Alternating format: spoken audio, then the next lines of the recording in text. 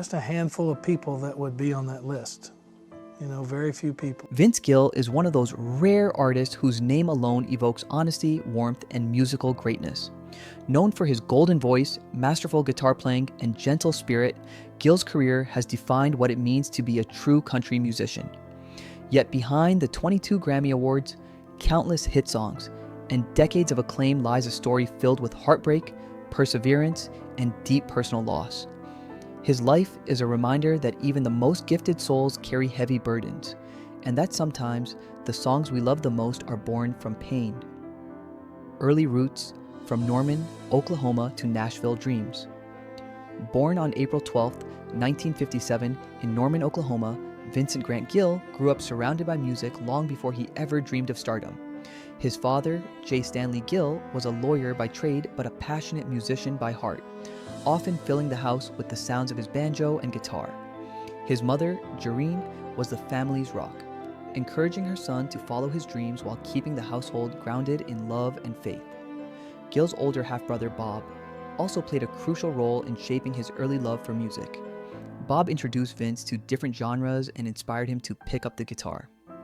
By his teenage years, Vince was already performing in small local bands, blending the bluegrass and country sounds he grew up with. His high school years were spent competing in talent shows, performing with bands like Mountain Smoke, and discovering his own sound, a mix of sincerity, melody, and storytelling. After graduation, Vince left Oklahoma for Kentucky, determined to chase his musical calling. It was a bold move for a small-town kid, but it marked the first of many leaps of faith that would define his life. Rising to stardom, the voice that changed country music. Vince's big break came when he joined the soft rock band Pure Prairie League in 1978. His smooth voice and heartfelt delivery gave the group a fresh sound, and their single, Let Me Love You Tonight, became a hit. That success gave Gill the confidence to step out on his own. After a stint with Pure Prairie League, he worked with Rodney Crowell's band, the Cherry Bombs, before embarking on a solo career in Nashville. The early years were tough. His first albums with RCA Records had limited success, but he never gave up. Persistence paid off in 1989 when he signed with MCA Nashville, releasing When I Call Your Name. The title track became a massive hit, earning him his first Grammy and transforming him into a household name. Throughout the 1990s, Gill's career exploded. Songs like I Still Believe in You, One More Last Chance, and Don't Let Our Love Start Slipping Away dominated the charts. His albums went multi-platinum, and his reputation as one of country's purest voices grew stronger with each release. By the time he joined the Country Music Hall of Fame, Vince Gill had already earned his place as one of the most decorated and respected artists in country history, joining the Eagles, a new chapter of legacy. One of the most emotional moments in Vince Gill's life came when he was invited to join the Eagles, one of the greatest rock bands of all time. The call came from Irving Azoff, the band's manager, after founding member Glenn Frey passed away in 2016. Gill, long a fan of the Eagles, could hardly believe what he was hearing. Don Henley personally chose Vince to fill Glenn Frey's role, not to replace him, but to carry forward his legacy with honor. Gill was humbled. He understood that stepping into such an iconic band came with immense pressure. Glenn Frey wasn't just a musician, he was the heart of the Eagles. Vince knew he could never be Glenn, but he could be Vince Gill, a man who loved and respected the music deeply. At first, fans were divided. Some welcomed the idea, while others questioned how anyone could take Glenn Frey's place. But the moment Gill stepped on stage with the Eagles, all doubts faded. His gentle humility, masterful voice, and soul-stirring guitar blended seamlessly with the band's harmonies. He didn't just perform songs like Take It to the Limit and Tequila Sunrise. He reimagined them with warmth and sincerity. For Vince, joining the Eagles was more than a career move. It was a spiritual responsibility to honor one of music's greatest legacies. Trials within the band, earning his place. Even though Vince was welcomed by the Eagles, the adjustment wasn't easy. He had spent decades as a solo artist, making his own decisions and shaping his own creative vision. Now, he was part of a band with a long history, deep emotions, and big personalities. During rehearsals, tension sometimes flared. Vince once proposed a subtle change to one of the band's classic songs. A simple idea meant to refresh the performance, but it led to a heated debate.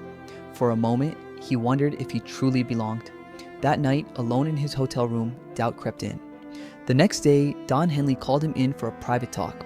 Henley reminded him that the Eagles were about evolution, not just preservation. Glenn Frey's spirit, he said, lived on through musicians who cared deeply about the music, and Vince was one of them. That conversation changed everything. Vince realized he wasn't there to fill anyone's shoes. He was there to honor a brother in music and to keep the songs alive for generations to come. Personal struggles and family tragedy. Behind the spotlight, Vince Gill's personal life has seen heartbreak few could imagine. His older half-brother Bob, who had once inspired him to pick up the guitar, lived a troubled life after a devastating car accident in his early 20s. The crash left Bob with severe brain injuries and long-term memory loss. Vince shared in interviews how Bob would often disappear for months, sometimes living in homeless shelters before returning home. When Bob eventually passed away from a heart attack in 1993, the pain cut deep. Out of that grief came one of Vince's most powerful songs, Go Rest High on That Mountain. Originally started years earlier after the death of fellow country singer Keith Whitley, Vince finished it as a tribute to Bob. The song's lyrics, Go rest high on that mountain, son, your work on earth is done, continue to bring comfort to millions who have lost loved ones. It remains one of the most emotional and universally beloved songs in country music history. Through that song, Bob's memory lives on, and so does Vince's reminder that music can heal what words alone cannot. Love, loss, and new beginnings. Vince Gill's first marriage was to singer Janice Oliver in 1980. The two shared a deep musical bond and had a daughter, Jenny, who followed in her father's footsteps. However, as the pressures of fame and touring grew, their relationship began to unravel. After 17 years, they divorced in 1997, a painful chapter that Vince later explored through his music. Soon after, he met Christian singer Amy Grant, who was going through her own emotional crossroads. The two connected over shared faith and mutual respect, eventually marrying in 2000. Together, they built a blended family and welcomed a daughter, Karina, in 2001. But life threw another scare their way in 2022 when Amy was in a serious bicycle accident in Nashville. She was unconscious for nearly 15 minutes and hospitalized with injuries, though a helmet likely saved her life. During a concert soon after, Vince told fans how grateful he was that she was recovering, saying with visible emotion, "My bride Amy is doing fine." His voice cracked with both love and relief. A husband speaking from the depths of gratitude. A legacy of grace, faith, and resilience. From his early days in Oklahoma to sharing the stage with the Eagles, Vince Gill's journey has been one of passion, loss, and redemption. His songs carry the weight of life's hardest truths: love lost, faith tested, and family remembered. Through every heartbreak, his brother's death, his divorce, health scares, and industry struggles, Vince has turned pain into poetry. He's more than a country star. He's a storyteller of the human spirit. Whether he's singing I Still Believe in You or Go Rest High on That Mountain, Vince Gill reminds us that no matter how much we achieve, life's most meaningful moments are the ones that test our hearts and renew our hope. Even with all the awards and accolades, it's his humility and empathy that truly define him. In every note, every lyric, and every act of kindness, Vince Gill stands as proof that greatness isn't measured by fame. It's measured by grace.